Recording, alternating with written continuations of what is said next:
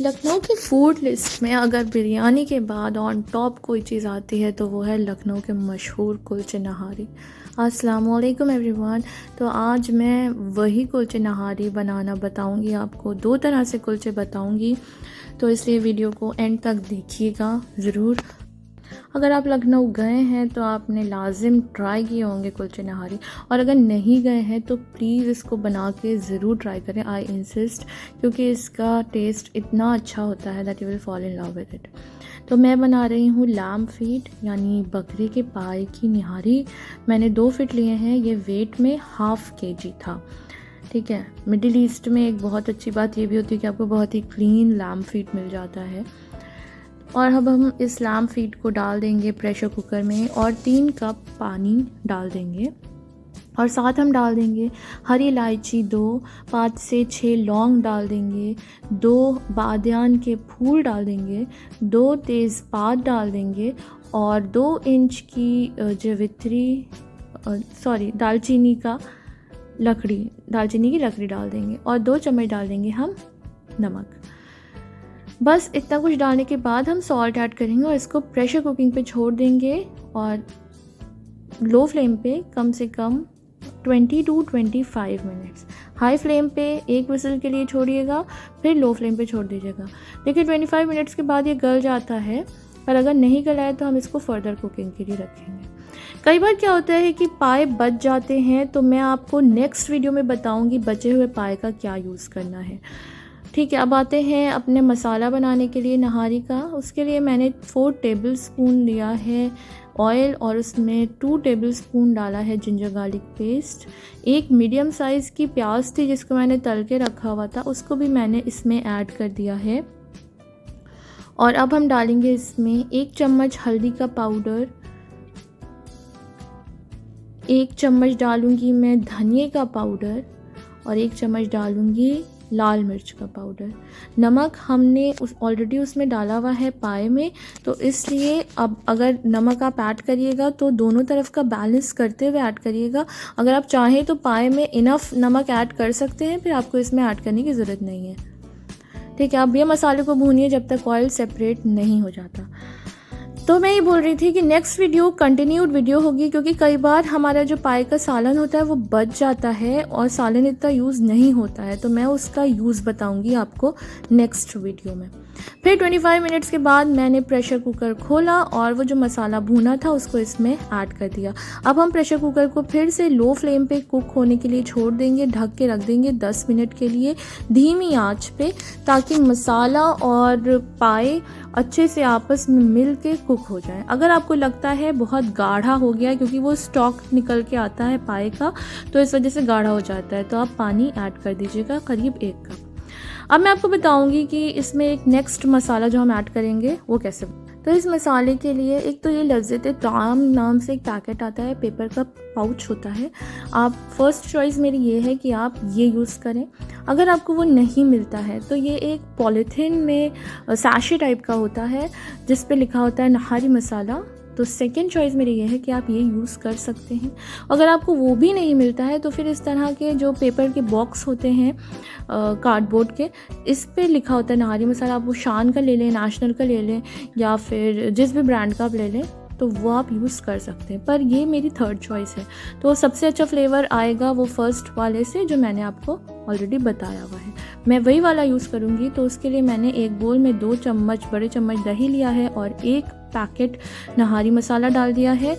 1 चम्मच डाल दिया है मैंने गरम मसाला, और 1.5 चम्मच मैंने भुना हुआ बेसन डाल दिया। नॉर्मल बेसन को मैंने भून लिया है पैन में, और मैं डाल दूंगी आधा नींबू का रस। अब इसका अच्छा सा पेस्ट बना लेंगे, लम्प फ्री पेस्ट बनाइएगा, जिससे कि हमारी नहारी की जो ग्रेवी हो उसमें लम्प्स ना आए।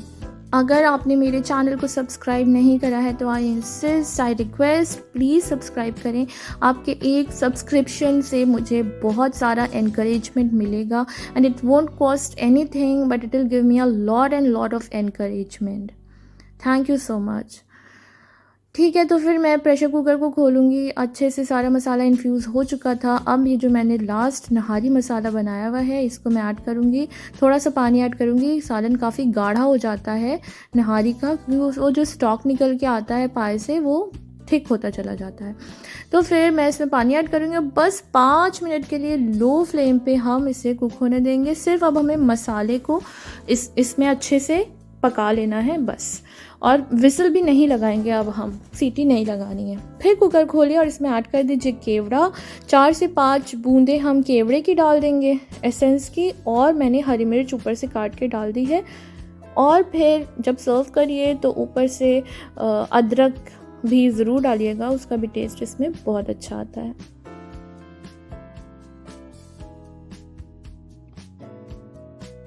अब आते हैं कुलचा बनाने की तरफ। उसके लिए मैंने मिल्क लिया हुआ है। एक माइक्रोवेव सेफ बोल लीजिए और उसमें 1 कप दूध डालिए और इस मिल्क को हम हल्का सा गुनगुना करेंगे।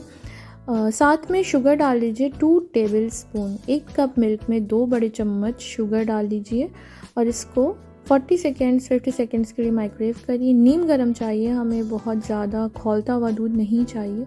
और फिर हम इसमें डाल देंगे यीस्ट। शुगर को डिज़ोल्व कर लीजिएगा चम्मच की हेल्प से। मैंने आधा टेबल स्पून ड्राई यीस्ट डाला है। ओके, अगर ठंड का टाइम है तो आप इसको 1 टेबल स्पून कर सकते हैं, ठंड अगर ज़्यादा है। अब इस टाइम पे उतनी ठंड है नहीं, तो इसलिए मैंने हाफ़ टेबल स्पून डाला है। उतने में ये ख़मीर अच्छा उड़ जाएगा। डालने के बाद इसको मिक्स करिए और काउंटर टॉप पे छोड़ दीजिए फॉर 10 to 15 मिनट्स, जब तक यीस्ट एक्टिवेट नहीं हो जाता। आटा गूंदने की तैयारी करते हैं। अब हम एक बोल में 4 कप गेहूँ का आटा लेंगे। मैं यहाँ पे गेहूं का आटा यूज़ कर रही हूँ, आप चाहें तो मैदा यूज़ कर सकते हैं, ये टोटली आपकी चॉइस है। मगर मैं यहाँ पे थोड़ा सा हेल्थ फैक्टर को मेंटेन करना चाह रही थी, इस वजह से मैंने स्विच किया गेहूं के आटे पे। गेहूं के आटे से भी बहुत अच्छे, बहुत सॉफ्ट कुलचे बन जाते हैं। फिर मैंने उसमें डाला 2 चम्मच नमक और 1/4 कप ऑयल, और ये देखिए यीस्ट कितना परफेक्टली एक्टिवेट हो चुका है। अब मैं ये ईस्ट का जो मिल्क था, इस मिल्क से आटे को गूंद लूँगी। यीस्ट बैचेस में डालते जाइए यीस्ट वाला मिल्क, और आटा गूंदते जाइए। इस बात का बहुत ध्यान रखिएगा कि आटा यहाँ पे हार्ड नहीं होना चाहिए। आटा थोड़ा सा स्टिकी और सॉफ्ट सा होना चाहिए। अगर वो हार्ड साइड पे होगा तो उसको फर्मेंट होना बहुत मुश्किल होगा। तो इसलिए आटा सॉफ्ट और स्टिकी ही गूंदने की कोशिश करिएगा।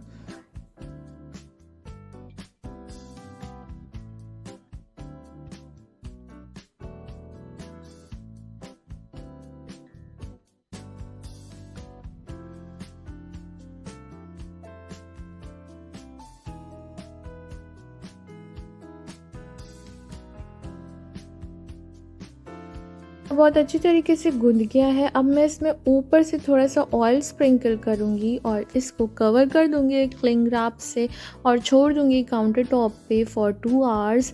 समर्स में 2 आवर्स मोर दैन इनफ होते हैं, पर अगर विंटर्स हैं तो कभी कभी 2 से 3 घंटे भी लग सकते हैं। आप उस केस में क्या कर सकते हैं ना कि यीस्ट थोड़ी ज़्यादा डाल दीजिए। लाइक मैंने हाफ़ टेबल स्पून डाला है, अब 1 टेबल स्पून डाल दो अगर अच्छा ज़्यादा विंटर्स हैं तो। 4 से 5 घंटों के बाद आटा अच्छे से ख़मीर हो गया था। अब हम इसका बना लेंगे कुलचा। अब मैंने जो मेरा डो था उसकी सारी एयर निकाल दी और इसमें अच्छे से पंचेस दे दिए, और अब मैं इसका एक पेड़ा बना लूँगी। बड़ा पेड़ा बनाऊँगी क्योंकि मैं चाहती हूँ कि कुलचा थोड़ा मोटा हो। कुलचा बहुत पतला नहीं होना चाहिए, थोड़ा मोटा होना चाहिए, थिक होना चाहिए। इसलिए बहुत पतला रोटी की तरह मत बेलिएगा, उसकी थिकनेस थोड़ी अच्छी रखिएगा, लाइक 1/4 सेंटीमीटर तो थिकनेस रखिएगा। अब हम इस कुलचे को घी या फिर ऑयल से फ्राई कर लेंगे, दोनों साइड से अच्छी तरीके से प्रॉपर रेड कलर आने देंगे। एक्चुअली जो तंदूर में कुलचा बनता है, यानी जो ओरिजिनल कुलचा होता है जो लखनऊ में मिलता है, वो तंदूर में बनता है। पर हमारे पास घरों में तंदूर अवेलेबल नहीं होता। आप चाहें तो इसको ओवन में बना सकते हैं, but I have made it very simple by making it on pan itself. तो आप अपने तवे पे या पैन पे आसानी से कुलचा बना सकते हैं। टेस्ट एकदम वैसा ही आएगा जैसा आपको लखनऊ के कुलचे नहारी में मिलता है। आते हैं अपने दूसरे स्टाइल के कुलचे की तरफ। इसके लिए मैंने अब इसको ओवल शेप का बेल लिया है। अगेन थिकनेस आप उतनी रखिएगा जितनी मैंने फर्स्ट वाले कुलचे में आपको बताई है, ठीक है, लेकिन इसका शेप मैंने चेंज कर दिया, ये ओवल शेप का रहेगा। और इसमें मैं ऊपर से डाल दूँगी थोड़ी सी धनिया की पत्ती और थोड़ी सी कलौंजी, और फिर इसको रोलिंग पिन से थोड़ा मैं बेल लूँगी जिससे ये धनिया और कलौंजी हमारा जो कुलचा है उसमें अच्छे से चिपक जाए। अब मैंने एक पैन चढ़ा दिया है, इसके लिए हम पुराना पैन यूज़ करेंगे, ठीक है। और पैन को मैंने ऑलरेडी गर्म कर दिया है और उसमें मैंने रख दिया है कुलचा। एक साइड में हम कुलचा रखेंगे और दूसरी साइड में हम डालेंगे पानी करीब 5 to 6 टीस्पून। मेक श्योर कि पानी इतना ज़्यादा ना डालें आप कि वो बह के कुलचे के साइड में आ जाए, उससे क्या होगा कि कुलचा चिपक जाएगा पैन में, तो इसलिए पानी बहुत ज़्यादा मत डालिएगा। अब ये इस पानी की स्टीम से इतना सॉफ्ट सा कुलचा बन के तैयार होगा that you will fall in love with this kulcha, ठीक है। ये देखिए कितना अच्छा सा फूल गया है कुलचा। तो पुराना पैन मैंने इसलिए बोला क्योंकि ये कंटिन्यूसली पानी जलता है, ये उसमें तपता है, तो इस वजह से पैन ख़राब होने के चांसेस होते हैं, इसलिए पुराना पैन यूज़ करिएगा। कोशिश करिएगा उस पैन में साइड में गड्ढा हो, मतलब थोड़ा गड्ढे वाला पैन हो, एकदम सीधा ना हो जिससे पानी बह के आए ना कुलचे की तरफ। उसके बाद मैंने कुलचे को दोनों साइड से सेक लिया।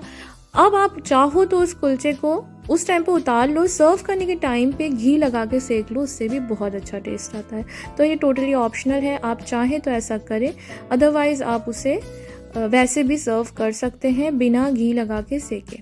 अब बन के बिल्कुल तैयार है हमारे कुलचे नहारी। अब अपने इस वीकेंड को सुपर स्पेशल बनाइए इस कुलचे नहारी के साथ, एंजॉय करिए। जाते जाते मैं फिर से आपसे रिक्वेस्ट करूँगी टू सब्सक्राइब।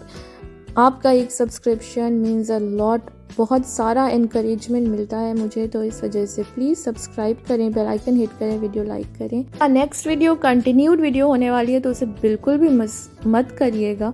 दुआ में याद रखें, अपना ख्याल रखें, खुश रहें, माअस्सलामा।